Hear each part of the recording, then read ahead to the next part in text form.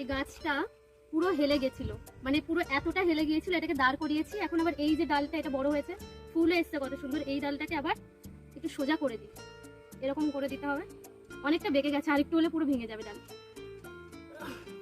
লাঠি তো আমি আগে থেকে নিয়েই এসেছি।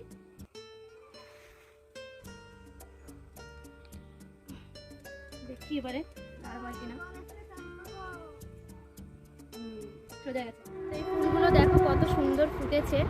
আর এটা হচ্ছে, এই গোলাপটা তো পুরো গোলাপের মতো লাগছে, কিন্তু একই গাছে দুটো ফুল। এই ফুলটা দেখো অনেকটা স্থলপদ্মের মতো লাগছে, মানে আমার এই যে ফুলটা পুরো স্থলপদ্মের মতো, পুরো ডিফারেন্ট। আর এটা হচ্ছে গোলাপটা, যেটা পুরো গোলাপই লাগছে। তো দুটো ফুল একই গাছে ফুটেছে কিন্তু ডিফারেন্ট। আর এটা হচ্ছে আরেকটা ফুটছে, ছোট আছে এখনো কুড়ি। আর এগুলো অনেকগুলো কুড়ি এসেছে, এই যে একটা দুটো তিনটে কুড়ি এসেছে, ফুল চারটে এসছে। হ্যাঁ, চারটে কুড়ি এসেছে, ফুল ফুটবে। তো এই ফুলগুলোর স্মেল ভীষণ সুন্দর, ভীষণ সুন্দর স্মেলটা।